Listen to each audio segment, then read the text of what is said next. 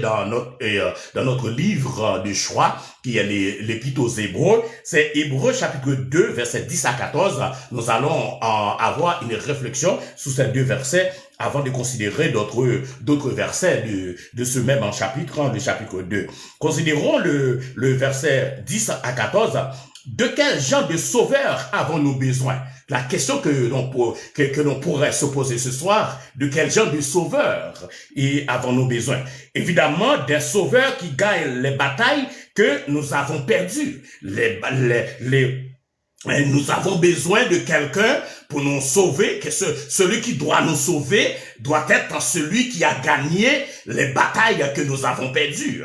Nous avons perdu en Éden et que nous ne pouvons rien faire pour reprendre notre place en Éden, mais il a fallu quelqu'un beaucoup plus supérieur que nous pour, alléluia, pour vaincre l'adversaire, celui qui nous a battus, devant qui nous avons perdu la bataille. Nous avons besoin de quelqu'un de plus fort que nous pour livrer bataille, alléluia, à l'adversaire, afin de pouvoir nous sauver. Amen. Alléluia. Nous voyons ici deux des vérités indispensables à la foi chrétienne. Dieu nous a tant aimés et qu'il a envoyé son Fils. Dieu nous a tant aimés et qu'il nous a envoyé son Fils. C'est-à-dire, quand on parle à Dieu, dans le texte, dans Jean 3, verset 16, quand on parle de tant aimer, c'est l'amour inconditionnel de Dieu. Amen. Et il a envoyé son Fils.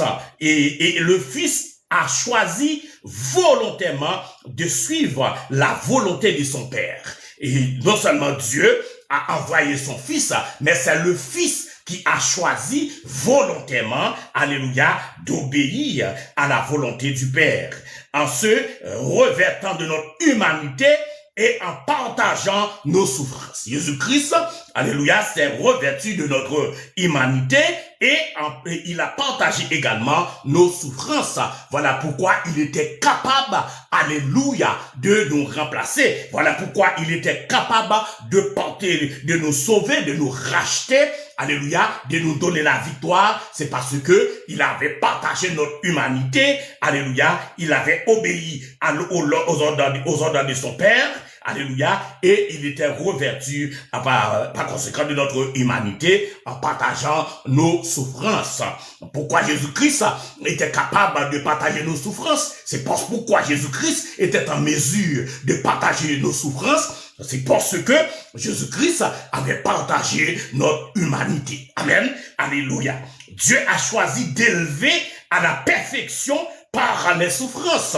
Dans le texte aux Épîtres aux Hébreux, et dans le chapitre 2, verset 10, il parle de la perfection. Le mot perfection ici contient l'idée que Dieu a achevé son plan par la souffrance de Christ. C'est-à-dire, le plan de Dieu a été achevé par la souffrance de Christ. C'est dans cette souffrance que Christ s'est identifié complètement avec la race humaine. Amen. Dans la souffrance, lorsque Jésus-Christ était monté à la croix, Jésus-Christ